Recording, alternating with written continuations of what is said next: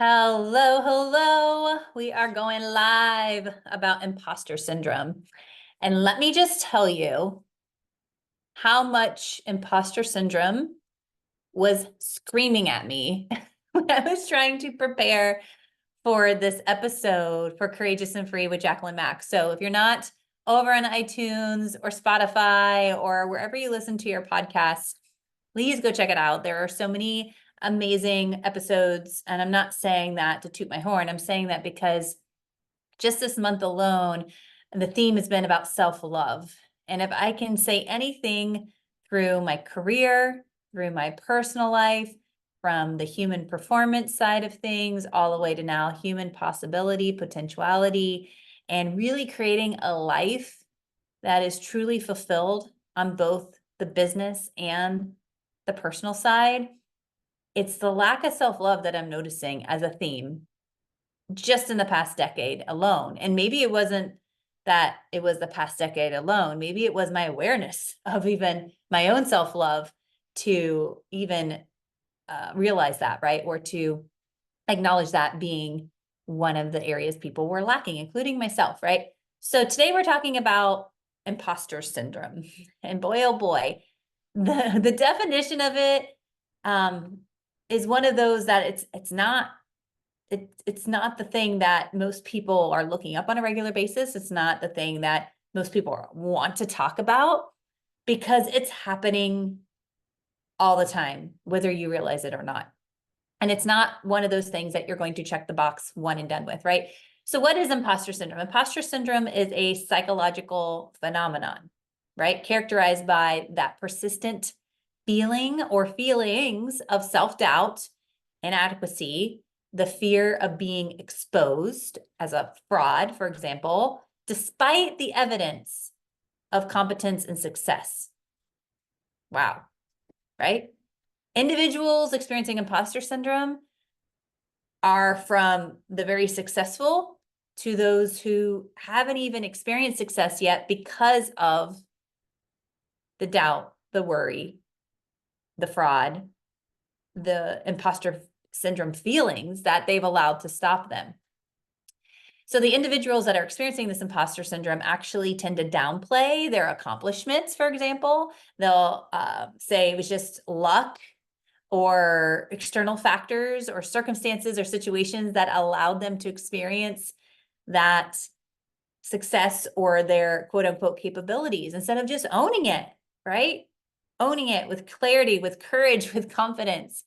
And this is something that's really common amongst high achievers. This is why I was like blinded by it at first. And then I was like, oh crap, this is something that actually affects me on a regular basis.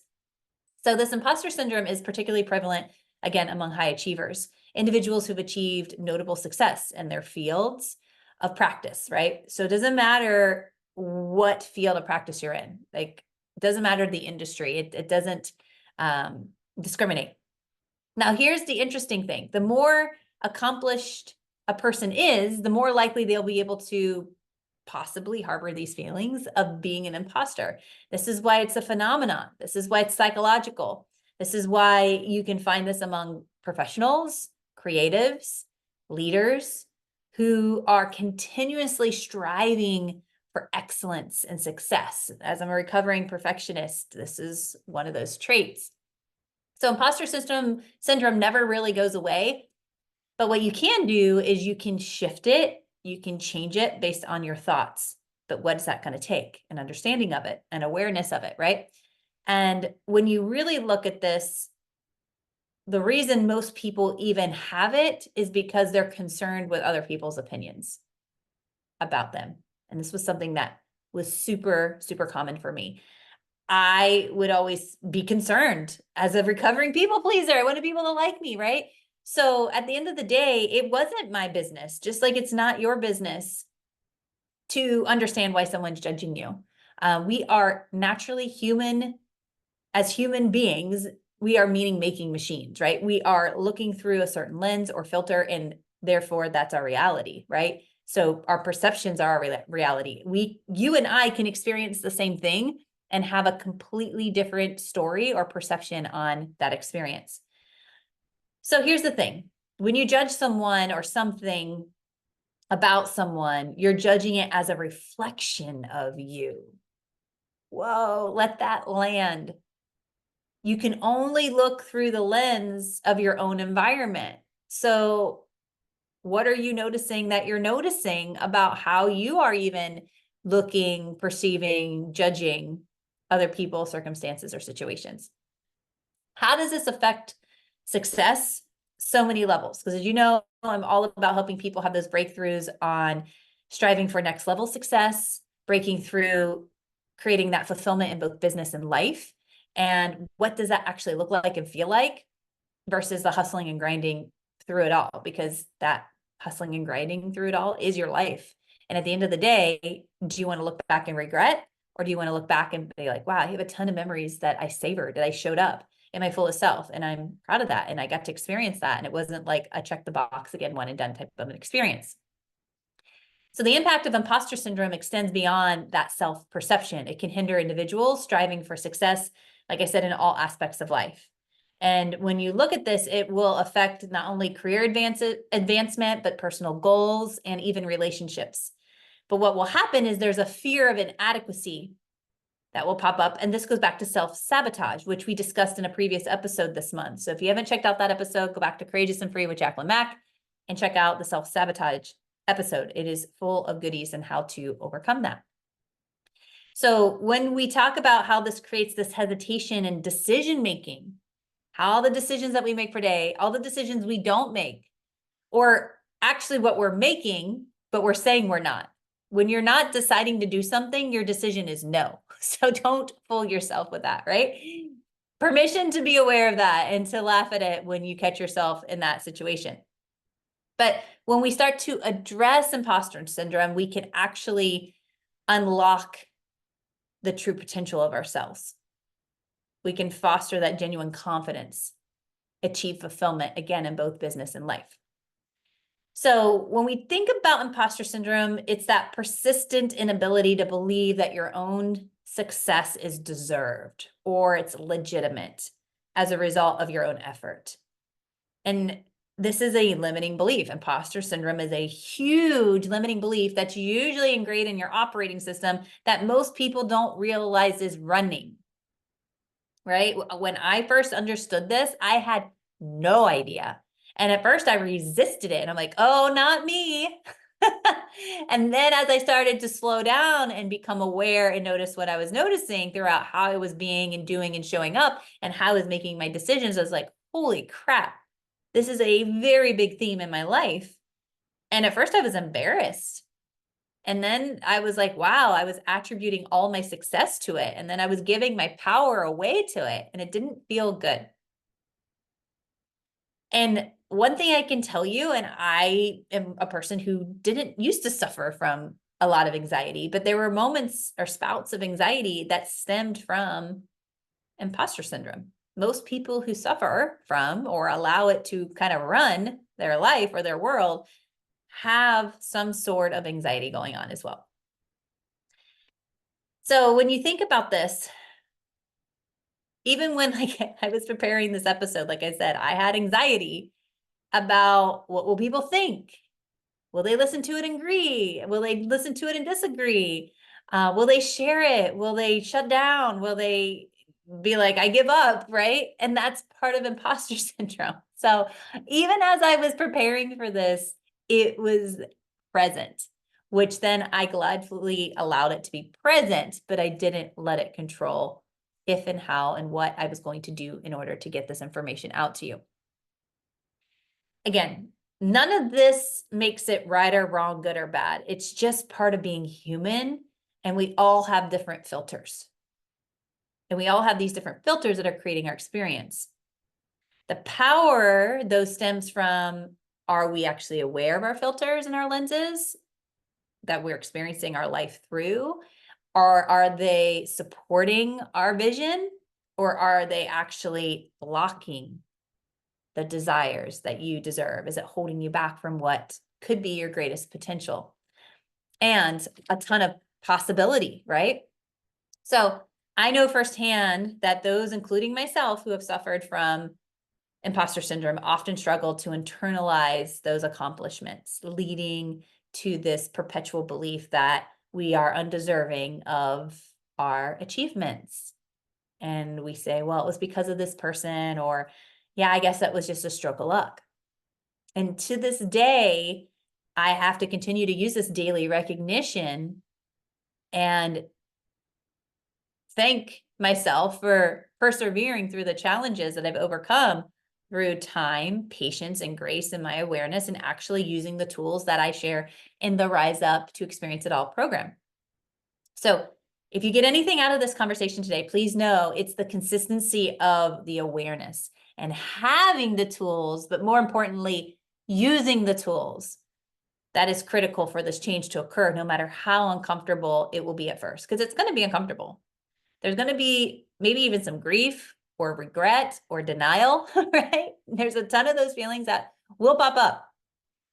So let's talk about the psychological aspects here for just a minute, because it does have massive impact on mental well-being. And mental well-being has become a very discussed topic on social media lands, and also just in general. I think more people have gotten more comfortable talking about their mental health, their mental well-being, and being able to hold space and support other people in their space of recognizing and understanding the tools available out there, and the alternative tools that aren't maybe status quo to what our culture has designed to handle and manage mental health. But I'm here not to blame or shame one thing or many things that have evolved from our culture, but I'm here to say that there are many advancements around this, especially in the past 10 to 15 years, that I have come to know and use, that have helped me and the imposter syndrome, whether it's active or not, and knowing what to do to deactivate it when it is, right?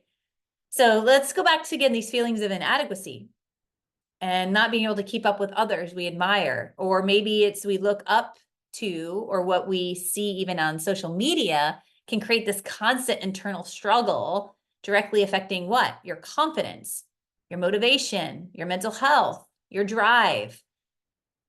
The belief system is you can do it or you can't do it, or you're not there fast enough, or you're not doing it good enough. And dare I say, all of this affects your decision making. So these signs and symptoms associated with imposter syndrome will include these things. So this is what will be the early signs, if not the most evident signs. Not limited to these, but these are the most common: self-doubt, perfectionism, which I've already talked about those, paralysis, heard of paralysis analysis, wanting to try to learn more, accomplish more, get more certifications before you're quote unquote good enough to do something, people pleasing, procrastination, and the tendency to attribute success to those external factors, right? Like luck. So here's an example I'd love to share with you. Many high achievers who are experiencing imposter syndrome can tell you firsthand that they would grapple with this self-doubt despite all their accomplishments. They would also catch themselves wanting to set these extremely high standards. I'm guilty of this as well. Still to this day, one of my best friends calls me out on it all the time. Stephanie, I love you. Thank you for always accepting me for that, but also being my reflection and mirror for that. Setting these extremely high standards for myself, right? Fearing any hint of failure, which is possible, right? And then attributing some or all of my success to, again, external factors, rather than acknowledging my own clarity and courage and competencies that actually created it, right? So when we go back to decision mastery, this fear of failure, coupled with this deep-seated sense of inadequacy, can significantly impact the choices that individuals are making, both in their personal and professional lives. This imposter syndrome influences the decision-making much more than many will admit to when you're first starting to understand this. And what happens is it starts to be an avoidance of challenging opportunities, or hesitancy in taking calculated risks, or an overcompensating to prove one's self-worth. How many of you can relate to this, right? These influences can create this cycle that perpetuates the self-doubt and hinders the ability to make a bold, confident decision.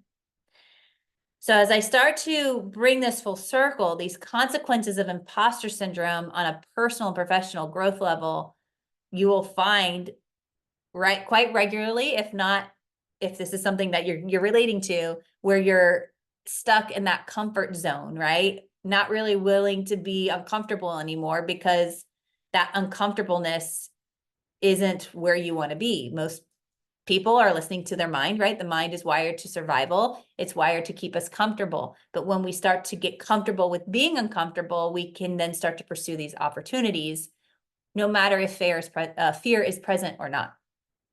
But what happens is that we end up limiting ourselves from our possibilities and our potentiality because of imposter syndrome. So imagine someone with imposter syndrome hesitating to take on a leadership role. I've had clients that have hired me because of this, and it's the fear of the inadequacy, the fear of the influences of their decision. They feel like they're not ready yet. Who am I to lead that team? Who am I to assist with the strategic planning at that level? Who am I to ultimately allow myself to professionally grow? Well, the only way we grow is through experience. And the only way, just like a muscle, the experience causes growth is through that uncomfortableness, right? We lift a heavy weight, it's uncomfortable. We rest, recover, recharge, the muscle grows. We also have to fuel that muscle, right? So remember, I specifically remember a time when I was offered a position to lead a trainer position for a company where I was going around to mom and pop insurance agencies doing solution sales, customer service, rounding out accounts. And so, for example, a client would call in for auto insurance, and typically their agents would give them the auto insurance. But I was teaching them not to leave the money on the table. I was teaching them to give them full service customer experience, meaning like, by the way, do you have a home? Are you renting? Asking better quality questions to better serve their customers, to take care of more of their insurance need and not just the one that they think they need at that moment.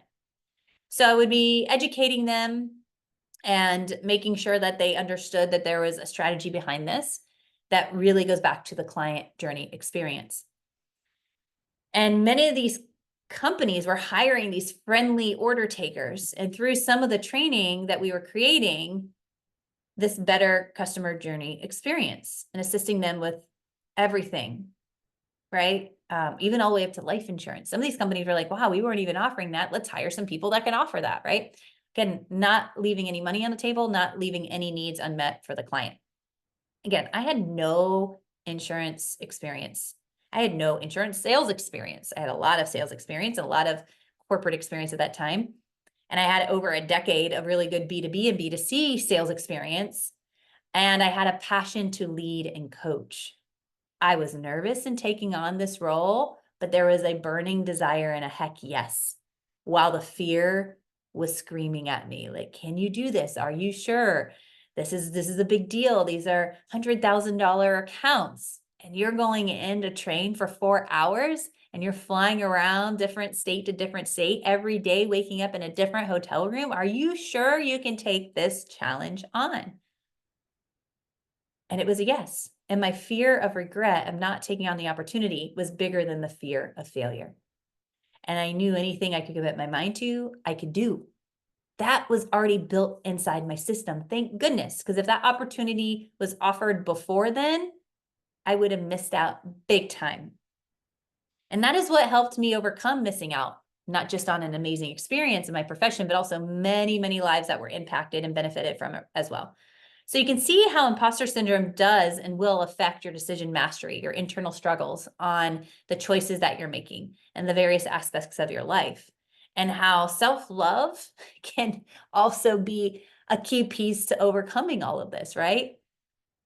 Because when you give yourself self-love, you're not allowing yourself to struggle. You're not going to give away your power. You're not going to believe things that aren't true. And you're going to bring that awareness so that when you start to resist things and it persists, you can stop it faster. You can decide to end that cycle sooner. And that's why I go back to awareness is key. If you look at my AAA method Unleashed, awareness is the first step. And having the courage and the clarity that are required to take that on. Be aligned to fuel and fulfill the vision. That's living from a vision. That's making decisions from a vision. So I'm probably going to break this whole up in a couple episodes because I'm only on the first topic of decision mastery and how imposter syndrome truly does affect decision mastery. So if you're saying what vision, it's time to jump on an activate and create call. This is a laser coaching call. I give 11 of those away for free every single month. March starts this Friday, and there are some available still for the month of March. So it's not just about a breakthrough. It's about getting some laser coaching and understanding that you're going to activate and create your vivid vision. You're going to understand how to live from this vision, decide from this vision today, and not delay another minute, not say yes to another thing that doesn't serve your vision. And again, what you desire, you deserve, because I believe God does not make mistakes, or what my friend calls Gus, God, universe, source. So whichever one you believe in, Gus, God, universe, or source, it's all entitled to work the way it works, and it works the way like gravity does. And I go into that too if you're not familiar with the laws that govern our existence, right? So we're wrapping up today because I have some other segments I want to bring up about imposter syndrome, but what's most important to understand is that you get to choose if it's dictating your reality, your relationships, your life, your business, your roles, your presence of who and how you show up. And if you get anything out of this, it's the point of realizing it exists. And again, it's not something you overcome. It's something you become aware of and learn to manage. And it doesn't have to be hard, and it doesn't have to be daunting like it was for me at first. I have plenty of tools and resources. And if you're like, wow, where could I start? That's an easy resource. I would head over to the Power of the Reset journal prompts. There are 7 prompts. You can do this in under 20 minutes with quality attention and being intentional with answering the questions. I use these prompts every month, and my clients use them every month. I have some clients that have gotten so good at them, they use them just once a quarter, but they're ending each month with a reset, focusing on the clarity, the confidence, the intention, and energetic momentum. And these are the prompts that will give you guidance on what's working, what's not working, will show you very vividly and very transparently if you are on track with your goals or your intentions for the month, for the quarter, for the year.